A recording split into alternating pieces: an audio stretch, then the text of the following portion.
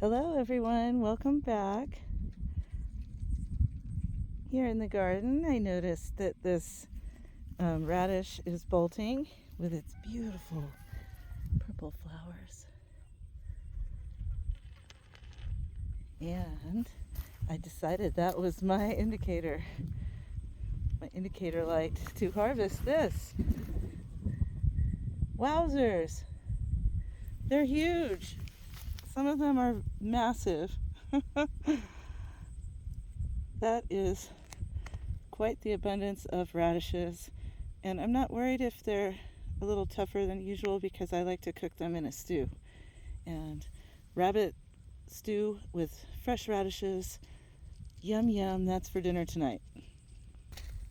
There's a few more down here. Looks like probably I've managed to grow a few bush beans, but others have suffered fates unknown. But let's see what these radishes are like. Hold on. Oh yeah. Another white one. I didn't know I had so many white ones in the cook's blend. Ooh, look at that. Breakfast. English breakfast. And a tiny white one. But you know, who would have guessed I would get all that just from that little cluster? Awesome. And I'm right next to the shelling peas. And now they're blooming like crazy. So that's going to be exciting. Really glad that happened. Hopefully they survived this little heat bump. We're going to go into the low to mid 90s this week. What do you think? Fiasco? Are you camera shy? Things continue to get legs and grow well over here. All those buttercup squash with the liner of conservation sunflowers. I thinned this section. This is what it looks like unthinned. It's pretty tall. And I've thinned this section here. So the animals just love the thin ends. And Jerusalem artichokes, dollar store sunflowers and nasturtiums, all getting tall. Oh, there's an oddball beet. I put artichoke seedlings, but I think they got fried. That's a squash from Extension's plant giveaway. And another one. Somebody's been reaching in and pecking these cabbages, but not these cabbages. Maybe leaning those posts against the fence is blocking the nibbling. And I purchased this at Christopher's Nursery in Show Low. It wilted at first, but it bounced back real well. They also had a great price on 6 packs. So I got it $6 for 6 poblanos. Those are looking ace. $1 a plant is really good these days. Have you looked at plant prices? Yeah, so 6 poblanos ought to do nicely. And then I finished off planting the rest of the free extension plants on this furrow, and that's a mixture of tomatillos, tomatoes, and I think 1 or 2 types of bell peppers. But they're looking a little wilty this morning. They'll be okay. The mulch kind of buffers the temperature, adds shade so the roots don't get too hot. They were barely rooted little cuttings.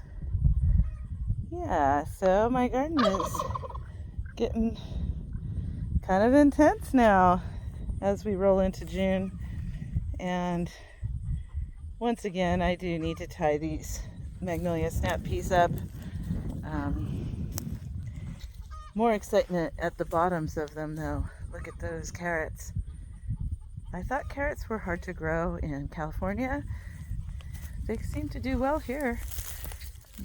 Beets.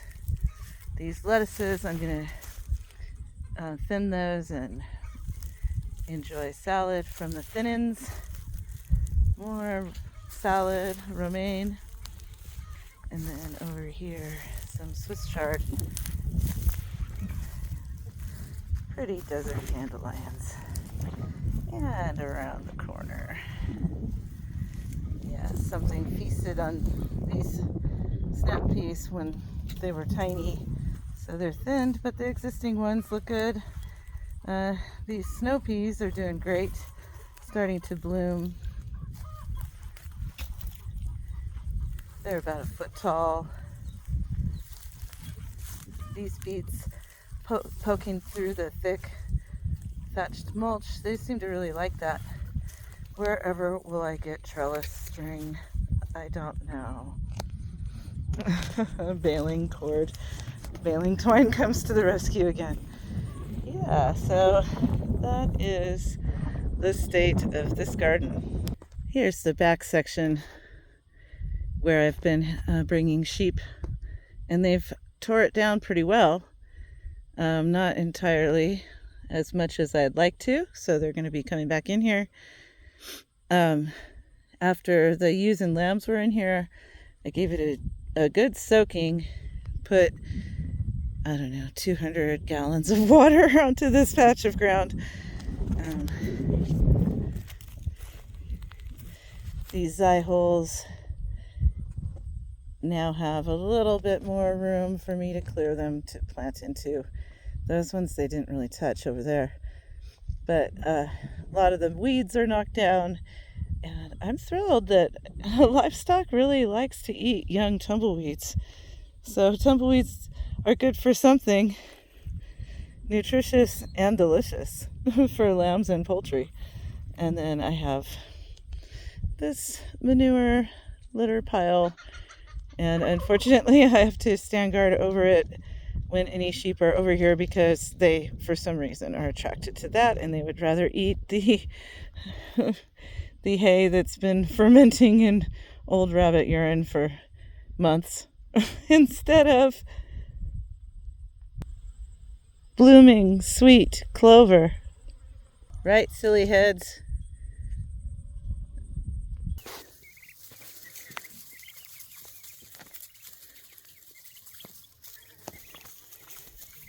I think they like tumbleweeds.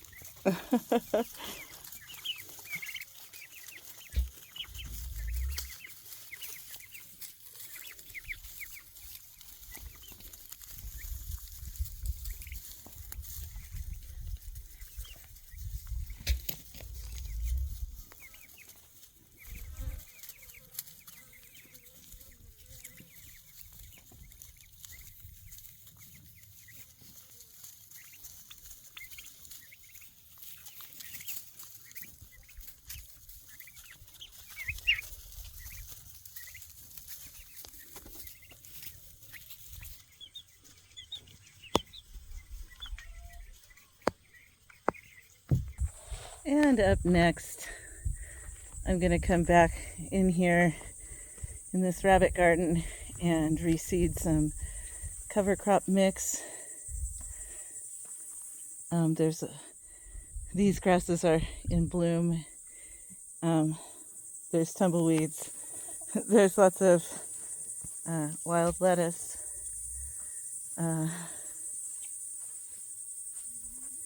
The rabbits pretty much ate all of the sunflowers, but I'll just plant more for them. It's starting to be warm enough that I can do the concrete work to actually create this bottle wall garden seat around the pecan tree. And the pecan tree is nicely leafed out, and as you can see, there's quite the weedy bloom in the circle with it in the basin. This is like the only surviving sunflower because it's in the cage. But I'm going to put this cover crop mix in this border area. It'll be its third planting. Will it? Yeah, I think this is going to be its third planting in this border here. First year was sunflowers, second year was squash. And then I just put a bunch more rabbit litter down on the bare soil. I know I have more bare soil to do. I've been focusing on the vegetable garden over there that I showed you just now. Yeah, the rabbits ate all of the sunflowers except for that one. And this needs more mulch. This area has been mulched but needs to be raked smooth and planting furrows, and it also needs to be fenced. The poultry will just go in there and destroy. Yep, so this is the state of the rabbit garden. I mulched all of this in the fall with cardboard and rabbit litter and sheep litter. And my thing that I do with ants worked, because this used to be the ant hill and I piled it sky high with stuff, and they didn't like that, so they moved to a more bare spot. This little circle here, or I guess it's almost a figure eight or an infinity, this was the very first place that I cultivated when we moved in here in February 22. I think I put this in March. So it's kind of fun to see how we've expanded.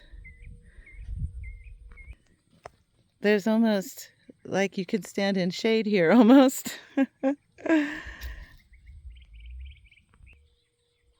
The pond is dry, but the area is starting to look more how I imagined it, with the little field of tiny white daisies. Those are a variety of fleabane, but they're such sweet wildflowers, and they're just everywhere, carpeting the landscape this time of year. It's also that time of year when the Zinnia grandiflora starts blooming, and that starts being everywhere as well. These types of wildflowers really like they really like the hard scrabble conditions. I don't even think that they're perennials, those ones. They might be. But I think it looks like there were a million wedding bouquets thrown on the ground this time of year. Here's that mix. So there's some tiny seeds in there that are, there's panic grass. Trying to remember now. Panic grass, sorghum, radish, clover, sunflower, squash, 2 types of squash. I threw in some older seeds that did not germinate in my seed starting station because, throw them away or throw them on the ground. I think they have a better chance if I throw them on the ground. Right, so I'm just going to peel back the mulch layers in the areas I showed you, sprinkle these around, and then water them in heavily. I plan on dropping a 300-gallon tote of water on this garden today. I haven't shown you guys this area in a while either. I haven't really done a thing at all to it, but this is the asparagus bed. Building this basin garden has gotten me the most thumbs down for the channel. I don't know why people hate it, but they don't like the video of how I built this basin. Anyways, they're great for perennials. Look at all that brown crumbly stuff. That's the bug frass. There used to be, like a foot deep of mulch on top there, and they chewed it all down. But I was really pleased that the asparagus came back for its second year, and I have dallied and not removed the wolfberries that are encroaching inside this basin. I'll leave the ones that are outside, and my hope is to transplant these over next to Mr. Petroglyph over there, over in the Ramlandia plantings. Right, so these basin gardens are still just kind of at ease. That one's still getting piled high with compostables. This one has some like hot chicken manure. I think the squash are going to really like that. So once again, fencing the poultry out. You may have noticed this has poultry preventive measures taken. Right, so fencing the poultry out is required before I plant anything.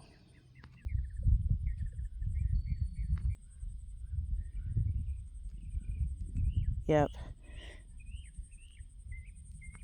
I'm also overjoyed to see how healthy the little apricot tree is. That late frost, of course, made all the blossoms fall off, and that's fine with us. We weren't really going to try to grow fruit this year. Really want to thicken up and build the vitality of this tree before we, try to pull any fruit off of it. But it looks great. And that's the tree tube that we water into. It holds about 5 gallons. And in this half-built swale, this is where we've been putting our finished human manure. It's like wood chips, peat, and human manure. And it sat and got turned in the barrels for a year and a half, and then it got dumped into this swale. And then I scoop out of that and I dress trees. Hey, Petroglyph, how you doing, big guy? Little big guy, little bighorn. How's my boy? I love Petroglyph.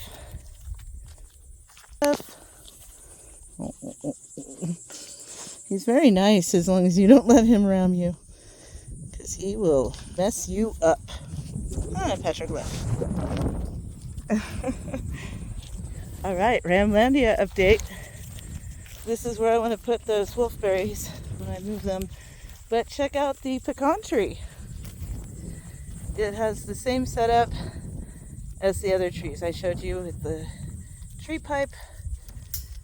It's in a deep hole with compostables at the bottom, and then layered up from that, and then mulched heavily.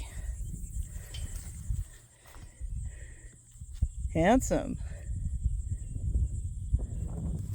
And I've already been giving him treats from around here. These grasses he can't get his head through with those horns. So it's just temptation. Check out this Siberian elm. This thing was like a tiny little twig, like the piece poking out of the top. That's how big this tree was last year.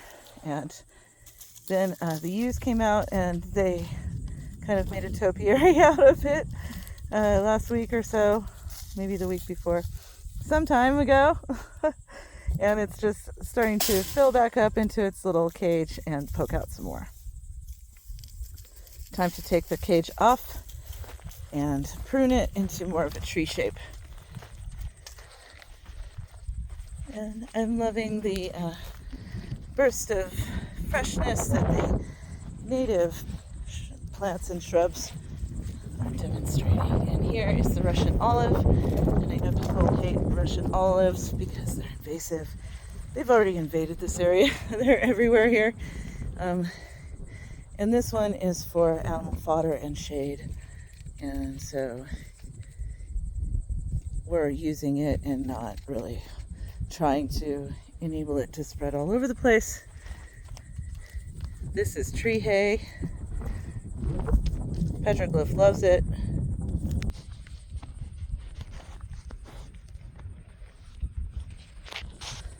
Right. If we can grow nutritious tree hay like that, imagine how self-sufficient our farm can be. All right. Well, that is about the end of my garden update. And cheers and blessings.